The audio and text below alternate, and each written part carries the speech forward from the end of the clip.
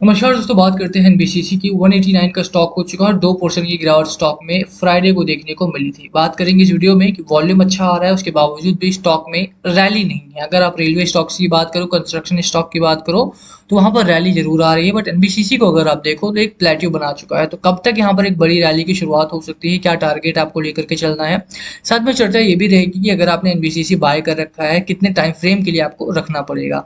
चलिए स्टार्ट करते हैं इस वीडियो को। बट उससे पहले अगर आप चैनल पे नए हो तो प्लीज चैनल को सब्सक्राइब कर दो, हिट दैट बेल आइकन, ताकि आपको नोटिफिकेशन मिल सके। चलिए स्टार्ट करते हैं। Please do subscribe the channel, क्योंकि 98.4% लोग वॉच करते हैं but they do not they haven't subscribe the channel. तो वो थोड़ा सा इंपॉर्टेंट है, ताकि मैं नेक्स्ट वीडियो डालूँ तो आपको पता लग जाए। अब बात करें बीसीसी की, तो चार्ट बहुत अच्छा नहीं है इसका। हालांकि अभी अगर ब्रेकआउट की बात की जाए तो ब्रेकआउट स्टॉक में देखने को मिला है, और वो बहुत अच्छी बात है क्योंकि वॉल्यूम यहाँ पर आ रहा है। और अगर आप डिलीवरी की बात करो तो डिलीवरी भी स्टॉक में काफी बेहतर है।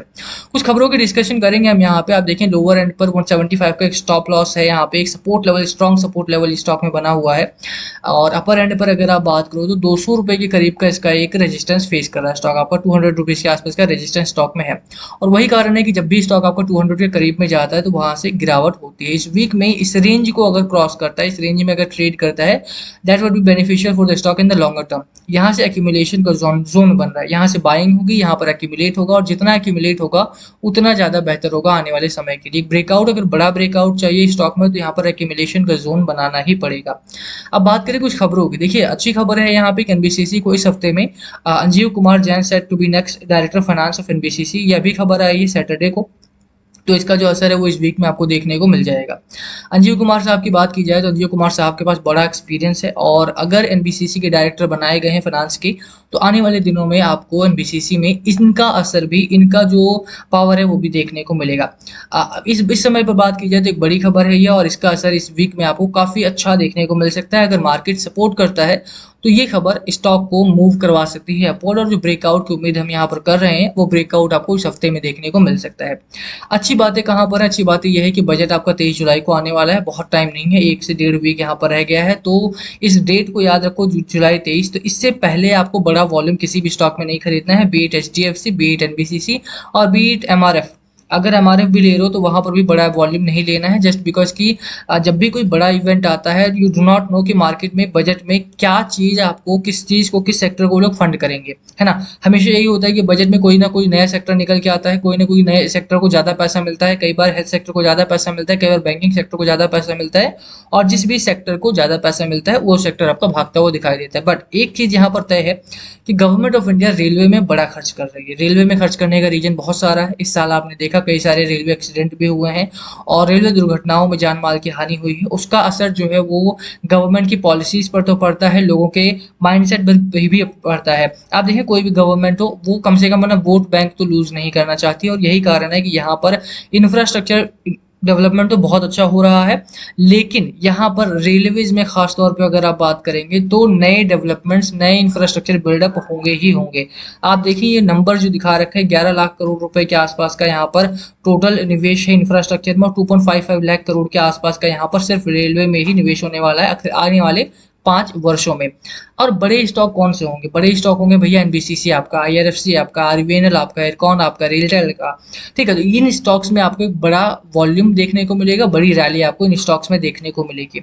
और यही कारण है कि एनबीसीसी जैसे स्टॉक जो अभी तक रुके हुए हैं वो आपको मूव करते हुए देखने को मिल जाएंगे। बजट एक इंपॉर्टेंट इवेंट है, उससे पहले में बड़ी रैली की उम्मीद यहाँ पे कर सकते हैं आप। लेकिन मुझे नहीं लगता, क्योंकि जब असली बजट में वॉल्यूम डिसाइड होगा, असली बजट में जब फाइनेंस डिसाइड होगा, ये कौन से सेक्टर को कितना पैसा मिलेगा, रेलवे में नए स्टेशन कितने बनाए जाएंगे, नई रेल कितनी चलाई जाएंगी, नए जो इंफ्रास्ट्रक्चर है कितने बनाए जाएंगे, और साथ में जो ब्राउन डेवलपमेंट होती है, ब्राउन फेज डेवलपमेंट होती है, यानी कि जो पुराने बने हुए रेलवेज है, पुराने बने हुए स्टेशन है, उनको रिनोवेट करने का, उनको नया करने का जो काम है वो कितना किया जाएगा।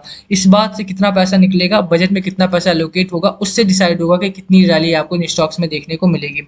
जो टोटल फंडिंग है मैं आपको वो भी दिखा देता हूँ, क्योंकि एनबीसीसी सिर्फ रेलवे में काम नहीं करता है, और भी सेक्टर्स में काम करता है, की सेक्टर्स में काम करता है ये।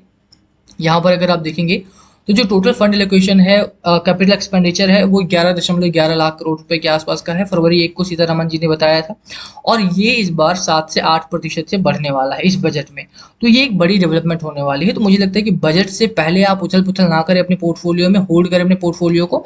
बहुत ज़्यादा उथल-पुथल करेंगे तो वॉल्यूम बढ़ा आ जाएगा और किसी भी स्टॉक का वॉल्यूम इस समय पर बढ़ा लेना थोड़ा-सा रिस्की हो सकता है। बात एनबीसीसी की करें तो एनबीसीसी में भले ही मूवमेंट आपको चार्ट पर देखने को ना मिल रही हो, बट अगर आप यहाँ पर देखेंगे तो आप देखें 32 मिलियन शेयर्स अगर ट्रेड होते हैं तो उसका 34% के करीब की डिलीवरी यहाँ पर उठाई जा रही है। तो वॉल्यूम में कमी जरूर देखने को मिल रही है। 50 मिलियन शेयर्स यहाँ पर ट्रेड हुए हैं और 31% की डिलीवरी यहाँ पर उठाई गई है। आप देख सकते हैं 29 मिलियन शेयर्स यहाँ पर ट्रेड हुए हैं और 33% की डिलीवरी यहाँ पर उठाई गई है।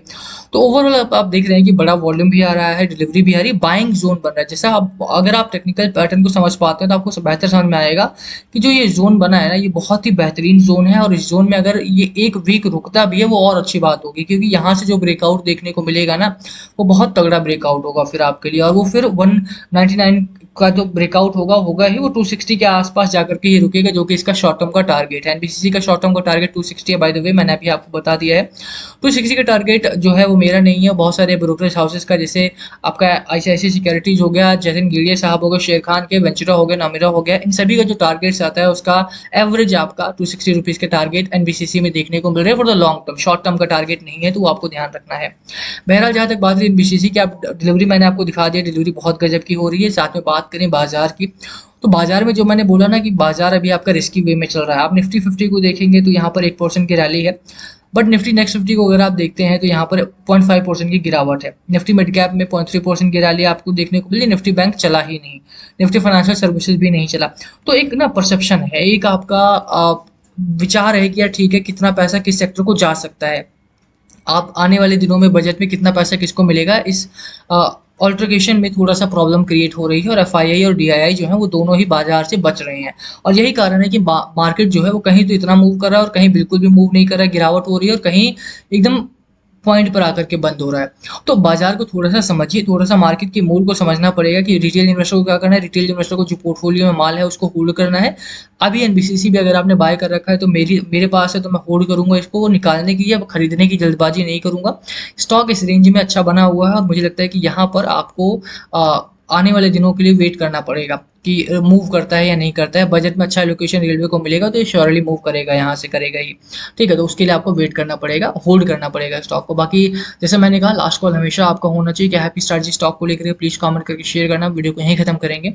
किसी का भी वीडियो हो, चाहे मेरा हो चाहे किसी और यूट्यूबर का हो, उसको देखिए, सीखिए और उसके बाद खुद निवेश कीजिए। बहुत सारी खबरें हैं, जैसे कि ये बजट वाली खबर है, ये थोड़ी सी पुरानी हो गई है। पुरानी इन द सेंस कि ये पहले प्रिंट हुई थी, बट मैंने आज बताया है दैट डजंट मीन कि इसका कोई महत्व नहीं है। महत्व इसलिए नहीं है क्योंकि बजट अभी आया ही नहीं है और बजट की ही बात कर रहे हैं यहाँ पे। पिछली बार 11 लाख करोड़ के आसपास का फंड एलोकेशन था, इस बार वो फंड एलोकेशन बढ़ने वाला है। तो आप खबरों को इस पर्सपेक्टिव में मत देखो कि ये खबर आई है, इसका असर क्या इस हफ्ते पड़ेगा। नहीं भैया, लंबे समय में भी आपको देखना पड़ेगा कि कंपनी किस तरह से काम करती है।